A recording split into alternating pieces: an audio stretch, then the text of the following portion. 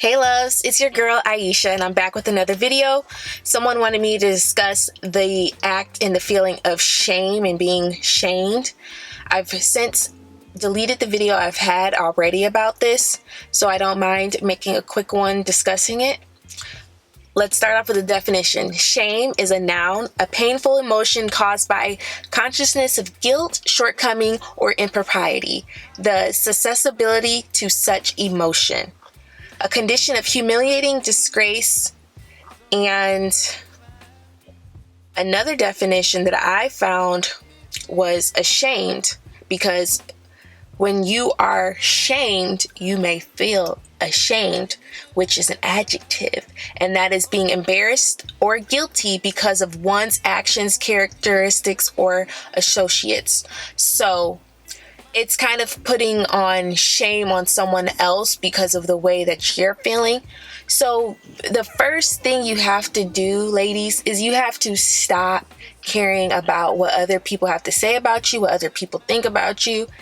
The only thing you can control is how you react and how you feel to what other people say or do to you. So you have to remain in control and brush it off and don't let it affect you. Don't take it to heart, because that's their own consciousness, that's their own guilt, that's their own insecurities, that's their own feelings. It has nothing to do with you. So you don't have to be shameful. If you make a mistake, for example, if you sleep with a guy without going out and getting to know him too soon, or maybe you embarrassed your family somehow, maybe at school you did a terrible job in a presentation, whatever your circumstances that's making you feel shameful, you have to let it go.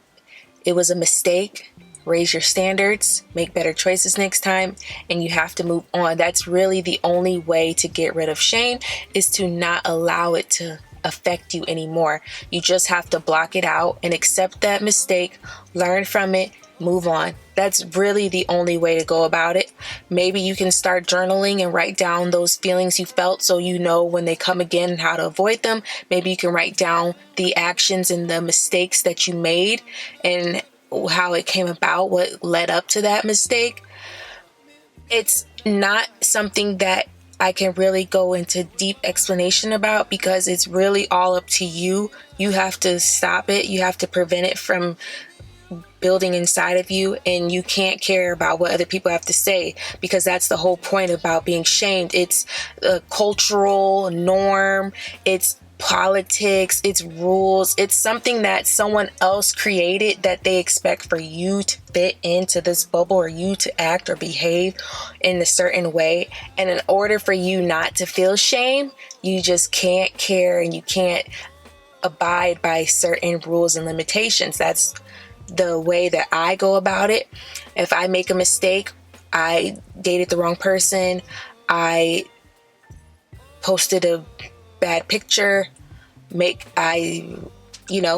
identify, admit that mistake to myself. You don't have to post it. You don't have to tell anyone. You can write it down in a journal, maybe a therapist if you see one, but it doesn't need to be shared with anyone. You acknowledge the mistake. Maybe you, like I said, acknowledge the actions that led up to that mistake. You can acknowledge the feelings that you felt, anybody who was involved while you were making that mistake, and then don't let it happen again. Move on. You just gotta let it go. All right. Thanks for watching, and I'll talk to you guys later.